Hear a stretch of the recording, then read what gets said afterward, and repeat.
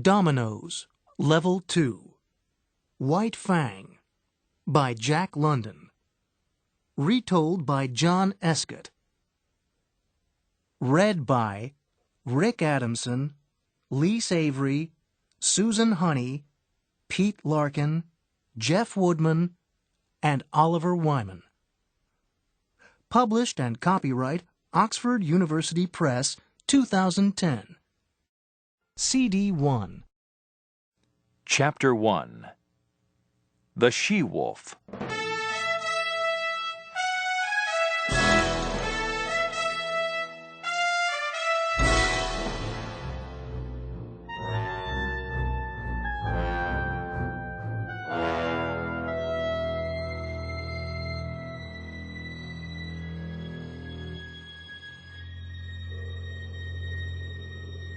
The land was white and silent, and without life.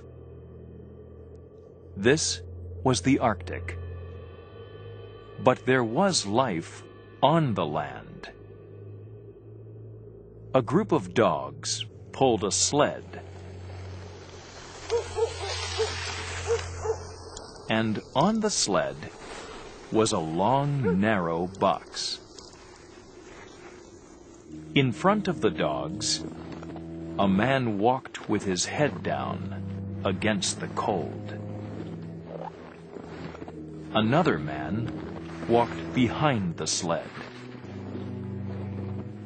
A third man was in the box, dead.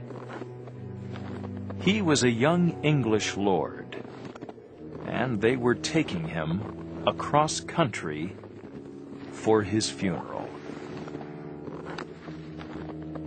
The thin light of the day was going fast when they heard the first soft, far-away cry. The front man turned and looked at the man behind. Then came a second cry, and a third. "They're coming after us, Bill," the front man said. They want food, Henry, his friend answered.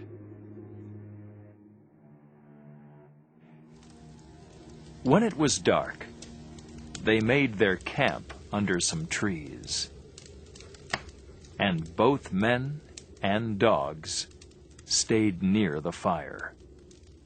How many dogs have we got, Henry? Bill asked. 6, Henry replied. Well, I took 6 fish out of the bag to feed them, Bill said. And Big Ear didn't get any fish. "But there's only 6 dogs now," Henry said. Well, I saw 7, Bill said. The other one ran away. Henry finished eating, then said, "Was it?" A long, sad cry came from somewhere out in the darkness. "A wolf?" The cries of wolves came from every side.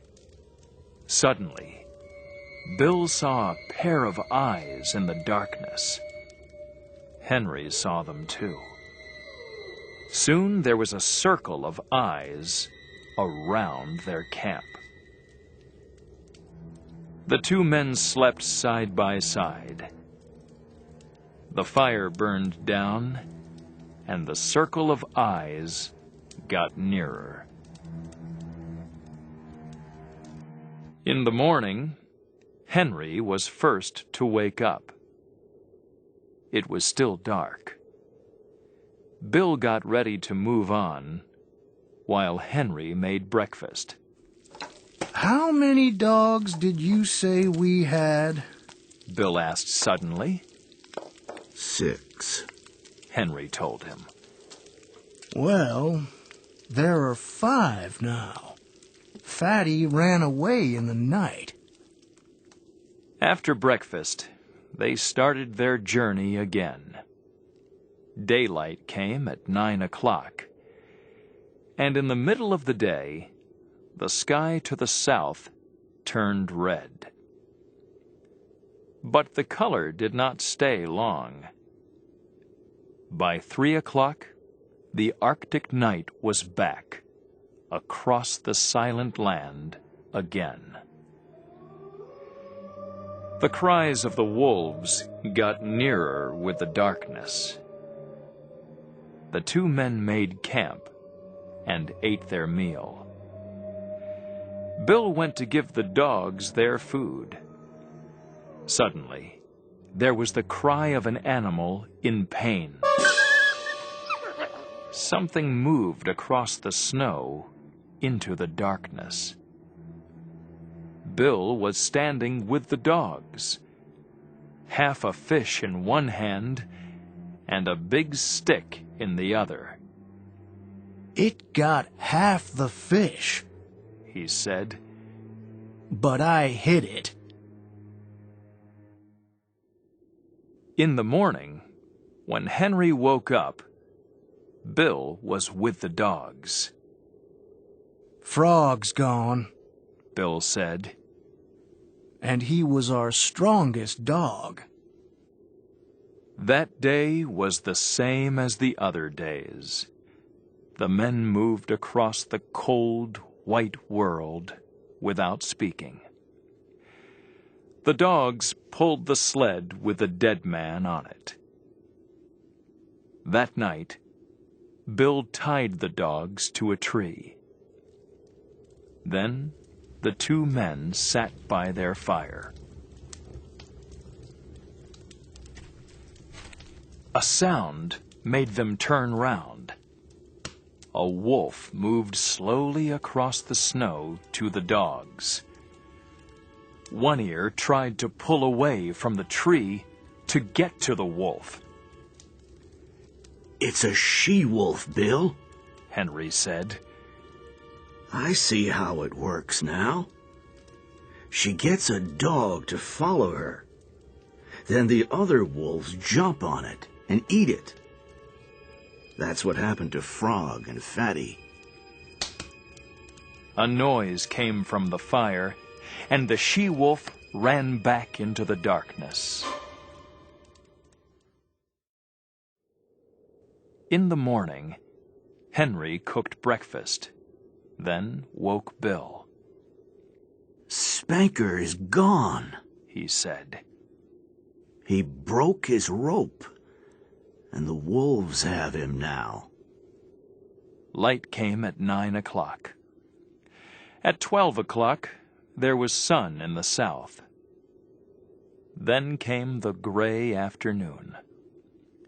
Henry was behind the sled. He gave a whistle, and Bill turned and looked. The she-wolf was following about 100 meters behind them. When they stopped, the she-wolf stopped.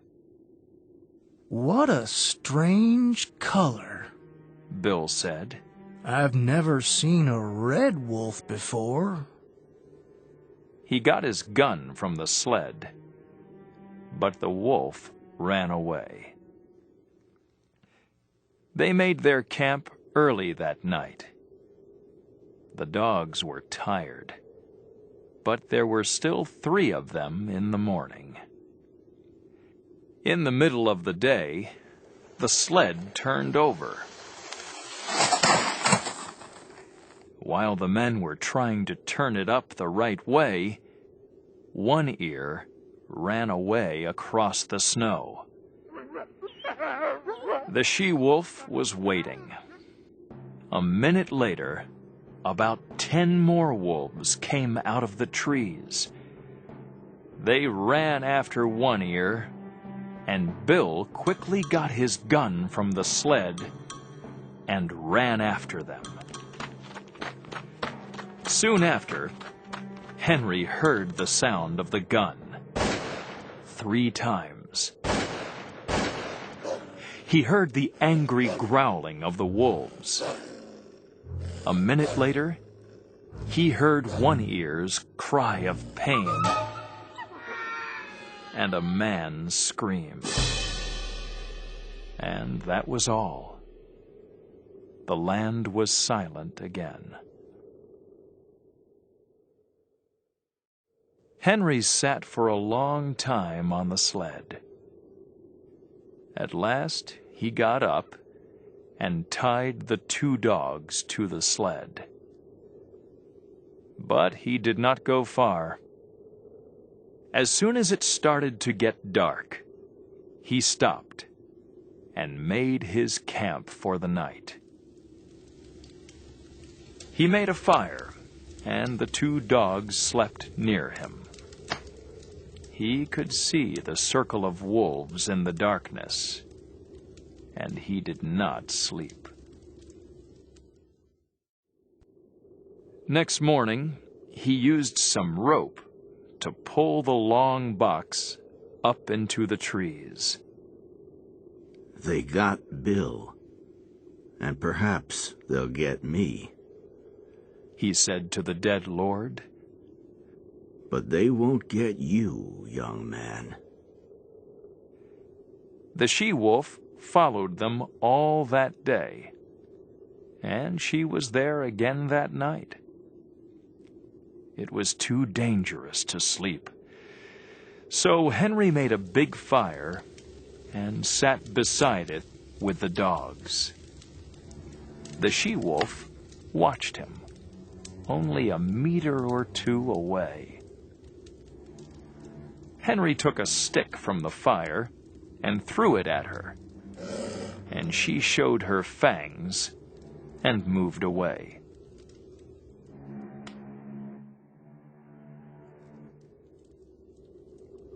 In the morning, Henry tried to get to the sled, but the she-wolf jumped at him. It was now too dangerous to leave the fire. He sat there for 2 days and 2 nights, throwing sticks from the fire when the wolves tried to get to him. Once, he felt the she-wolf's teeth on his arm.